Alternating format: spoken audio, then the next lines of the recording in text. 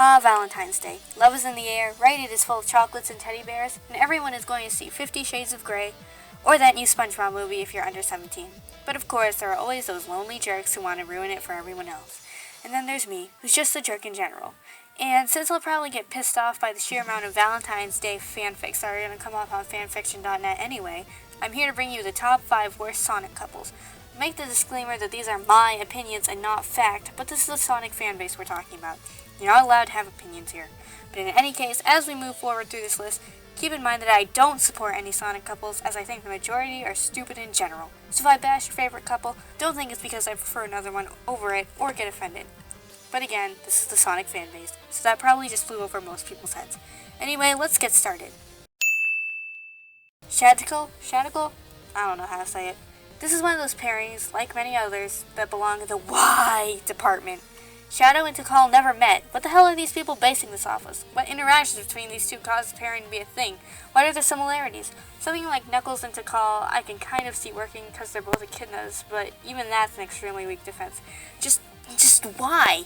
Their personalities don't mix that well either, so that can't be the reason. Tikal is caring and motherly. She doesn't want destruction. She supports the growth of nature and crap like that. What does Shadow do, you ask?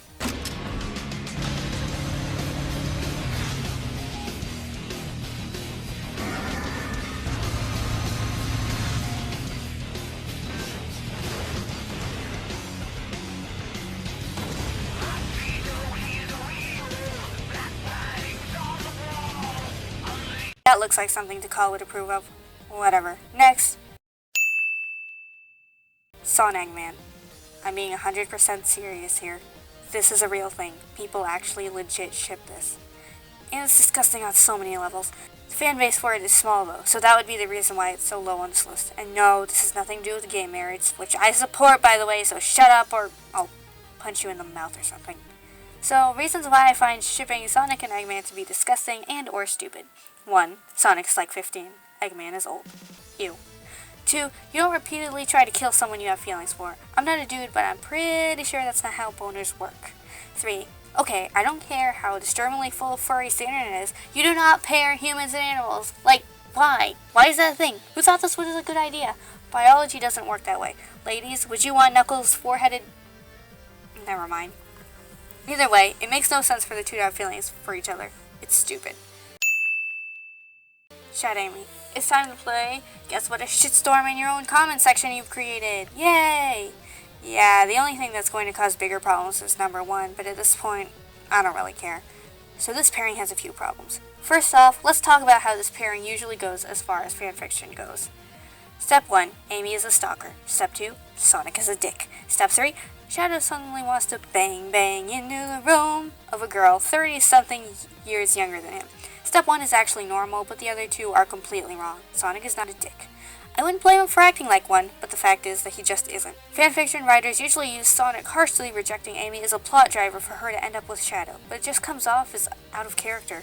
Whether or not you think the two should be together, they're still friends. Sonic is not going to be a bigger asshole than usual to get rid of her. As for the other issue, am I the only one who grasped the concept of Shadow being 50 years old? I know he is the ultimate life form and basically immortal and blah blah blah blah blah, but that doesn't change the fact that there's a huge age difference between a 12-year-old and Shadow. Zeus was immortal and he screwed every hot chick he saw, but does that make it any more right? No! So what's the difference here? And again, their personalities don't mix well at all. Shadow would probably get annoyed by either Amy's perkiness or over-the-top temper and dump her off. Also, can we talk about how they created an entire pairing based off of pretty much just one scene in Sonic Adventure 2? Like, no. You need more evidence. Okay, I'm done with this train wreck. Next! Sonlease. Oh god, it's another one of those pairings. Sonlease just doesn't work. First off, let's look at the game that gave birth to this abomination. Yup. Next, let's look at where this relation was formed. Yup. Lastly, let's look at how Sega tries to be Nintendo again, but falls hard on its face. Yep. I feel like I'm missing something here though. Oh yeah, this isn't how science works! To avoid a whole rant about how bestiality is wrong, let me just ask you a question. Would you want Knuckles' four-headed... Yeah, I already made that joke. Rant averted. The way Sonlease was formed is pretty ridiculous too. So... he saves her, then she gets captured again, then he goes to the land of Windows XP and they fall in love. And then she has to kiss him when he's dead? Why did she have to kiss him? Nothing in the story said it was required. Elise also has the personality of a baked potato. She literally is a walking stereotypical princess. Other than being connected to Solaris, there's nothing special about her. Princess Peach is pretty much bipolar, proven by game theory. Princess Zelda is also a chic. Even Daisy, annoying as she is, has more personality than her. Elise is just a girl who can't defend herself whatsoever. Sonic, you're not Mario, and you should never try to be like Mario. That's how we got Sonic Lost World. Now before we get into number 1, let me remind you all that this list is entirely my opinion and my opinion only. This list is not fact. So number 1 is Son Amy. Yeah, I said it. The most popular pairing in the entire fandom is the worst. Come at me bros, I really don't give a crap. Of course, you're probably all wondering why I hate this pairing so much, so I'll explain. Imagine this. You're the captain of the football team or whatever. Of course, you get a lot of admirers for pulling your team through tough situations, but there'll always be that one person who has a crush on you, and they're there all the time. Want to eat lunch? They're there. Going to the playoffs? They're there. Going to the bathroom? They're there.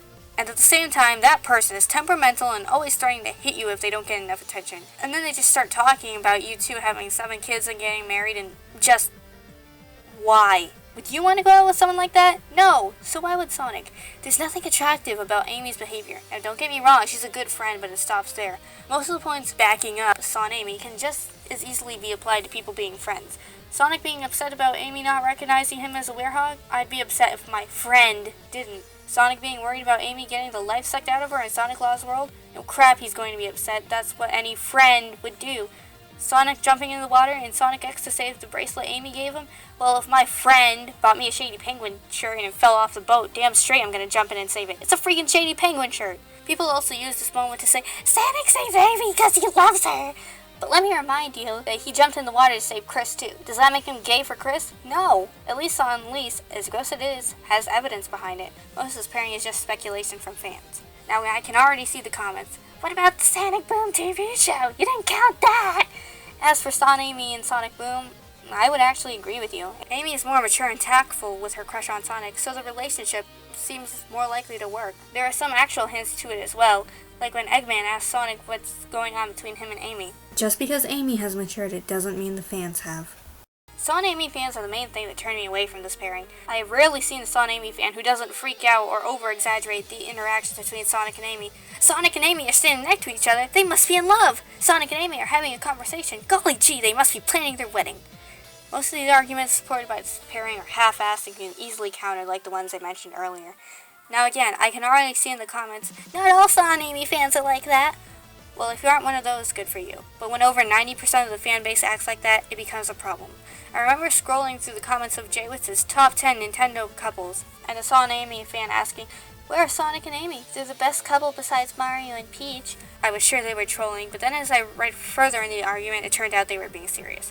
The second I realized this, I lit into their ass with my own argument. The title of the video was Top 10 Nintendo Couples. Why the hell would Sonic and Amy be on that list in the first place? They're Sega, not Nintendo. Another commenter pointed this out, and you know what the Son Amy fans' response was? Yeah, but still. For more examples of how terrible and overreacting these fans are, just Google Son Amy confirmed and watch how many people's caps lock keys are broken. I'm not saying you can't express how much you like a certain pairing, but there are more mature and organized ways of doing that other than screaming in all caps. For example, Tamashi Hiroka, a PokeTuber, just released a video on the topic of Poke shipping. Instead of being an overreacting fangirl, she's very calm and collected about it. And she provided specific, valid points about why she liked the pairing.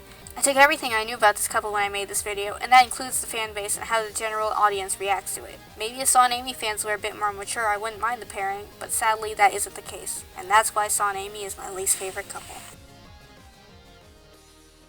There you have it, my top 5 worst Sonic couples video for Valentine's Day this year. Keep in mind, this is my opinion, guys, and I'm allowed to have an opinion, even though it's a Sonic fan base, and most people don't understand the concept of that. But hopefully, whoever is watching this will. So, you understand what an opinion is. And let me know yours in the comments down below, if they haven't been disabled. When you're dealing with Son Amy fans, a strong chance it might be.